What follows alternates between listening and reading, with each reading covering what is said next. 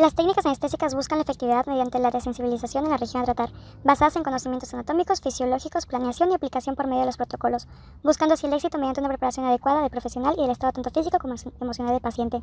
Una bandeja para organizar todo el material instrumental necesario para el procedimiento, un campo clínico para evitar contaminación cruzada, un kit básico de 1x4 previamente estéril como auxiliar, una jeringa de anestesia estéril para la aplicación de la técnica, anestesia tópica para disminuir la sensibilidad a la hora de introducir la aguja, antiséptico para disminuir los microorganismos en el sitio de punción, gasas para ayudar a colocar el antiséptico, hisopos para colocar la anestesia tópica, un cartucho de solución anestésica, una aguja de calibre 25. La preparación de la jeringa. La jeringa debe estar completamente ajustada. Una vez que se introdujo el cartucho y la jeringa, se inserta la lanceta en la aguja en el tapón de silicón de una manera suave para no ejercer tanta presión y evitar romper el cartucho. Posteriormente se destapa la aguja y se enrosca en la punta de la jeringa. Esta debe quedar bien. El anestésico tópico, hay que seguir esas indicaciones para una correcta aplicación del anestésico. Secar alrededor del tejido en donde se va a insertar la aguja restos orgánicos. Poner antiséptico en la zona. Aplicar antiséptico tópico en la zona donde se va a insertar la aguja y dejarlo de 2 a 3 minutos. El punto de apoyo, ya que si no hay un buen punto de apoyo al inyectar el anestésico no habrá control de la jeringa y al infiltrar se puede ocasionar. Se recomienda emplear una aguja corta de calibre 27. El punto de inyección es a la altura del pliegue mucobucal por encima del segundo premolar maxilar. El área de actuación es el hueso maxilar por encima de la región apicada del segundo premolar maxilar. Los puntos de referencia son el pliegue mucobucal por encima del segundo premolar maxilar y la orientación de bisel es hacia hueso. Para realizar la técnica, colóquese correctamente.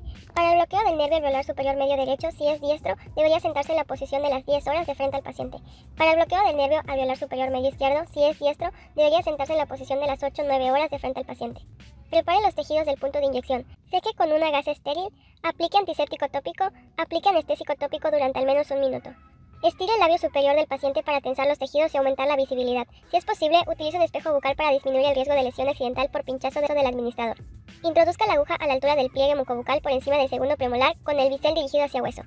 Penetre la mucosa y avance lentamente la aguja hasta que su extremo se localice por encima de la región apical del premolar. Aspire en 2 planos. Deposite de la mitad a los 2/3 del cartucho de solución anestésica lentamente durante 30 a 40 segundos. Retire la jeringa y cubra la aguja con su funda protectora.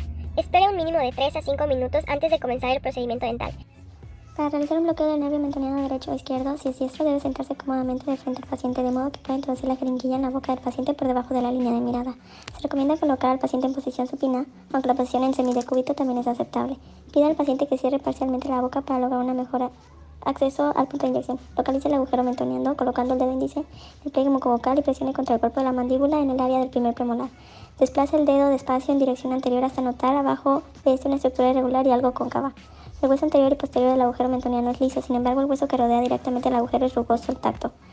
El agujero mentoniano suele hallarse alrededor del ápice del segundo premolar, sin embargo puede encontrarse anterior o posterior a este. El paciente puede referir dolor al presionar la zona con el dedo ya que se comprime el nervio contra el hueso. El agujero mentoniano puede localizarse más fácilmente con la ayuda de una radiografía. Debe preparar el tejido de punto de inyección secando con una gasa estéril, aplicando antiséptico tópico y después anestésico tópico durante 1 minuto, por lo menos. Con el dedo índice de la mano izquierda, traccione el labio inferior y los tejidos blandos bucales en dirección lateral. Si mantiene los tejidos tensos, la introducción de la aguja será menos traumática. Dirija la jeringuilla hacia el punto de inyección con el bisel hacia el hueso. Introduzca la aguja en la mucosa del punto de inyección a la altura del canino o del primer premolar, dirigiendo la jeringuilla hacia el agujero mentoniano. Avance la aguja despacio hasta alcanzar el agujero. La aguja se encuentra a una profundidad de 5 a 6 milímetros. Para que el bloqueo del nervio mentoniano sea eficaz, no es necesario introducirse en el agujero mentoniano ni contactar con el hueso. Se debe aspirar en 2 planos. Si la aspiración es negativa, inyecte despacio 0.6 mililitros durante 20 segundos. Si se hincha el tejido en el punto de inyección, detenga la inyección y saque la jeringa. Retire la jeringa despacio y cubra inmediatamente la aguja con su funda protectora. Espera aproximadamente 2 o 3 minutos antes de comenzar el tratamiento dental. Bloqueo del nervio alveolar inferior. Los puntos de referencia que utilizan para esta técnica es la escotadera coronoidea, el rafe mandibular y el plano oclusal de las piezas dentarias posteriores de la mandíbula. Se debe preparar el punto de entrada de la aguja, secar con una gasa estéril, aplicar el anestésico tópico, aplicar un anestésico local durante 1 a 2 minutos, colocar el cono de la jeringa en la esquina de la boca sobre el lado colateral, localizar el punto de entrada. La aguja se introduce en la inserción de 2 puntos. El primer punto se localiza en la línea horizontal existente en la escotadera coronoidea y la zona más profunda del rafe mandibular. El segundo punto se encuentra en la línea vertical que pasa por el primer punto a 3/4 de distancia del borde anterior de la rama mandibular. Este punto determina la localización anteroposterior del punto de inyección. Para realizar el BNI hay que contactar con el hueso. Avanza la aguja lentamente hasta que note la resistencia al contacto con el hueso. La profundidad media de introducción de la aguja hasta que contacta con el hueso en el adulto es de 20 a 25 milímetros, aproximadamente de 2/3 a 3/4 de la longitud de una aguja dental larga. El extremo de la aguja debe situarse ligeramente por encima del agujero mandibular. Si el contacto con el hueso es prematuro, el extremo de la aguja suele localizarse demasiado alejado en dirección anterior respecto a la rama mandibular. Para corregirlo, retirar un poco la aguja, pero sin sacarla por completo. Desplazar más el cuerpo de la jeringa en dirección anterior hacia el canino o incisivo lateral del lado colateral. Dirigir ahora la aguja hasta obtener la profundidad adecuada. El extremo de la aguja se localiza ahora más posterior en el surco mandibular. Si no se contacta con el hueso, el extremo de la aguja suele localizarse demasiado posterior. Para corregirlo, retirar la aguja un poco y desplazar el cuerpo de la jeringuilla en una dirección más posterior. Continuar el avance de la aguja hasta que contacte con el hueso a la profundidad adecuada. Introducir la aguja cuando note contacto con el hueso, retroceder 1 milímetro aproximadamente para evitar la inyección supraperióstica. Aspirar en 2 planos. Si la aspiración es negativa, inyecta con lentitud 1.5 milímetros de solución anestésica durante 60 segundos como mínimo. Retire la aguja lentamente y con la mitad de la aguja todavía introducida en el tejido, vuelve a aspirar. Si la aspiración es negativa, inyecte parte de la solución anestésica restante. Para anestesiar el nervio lingual.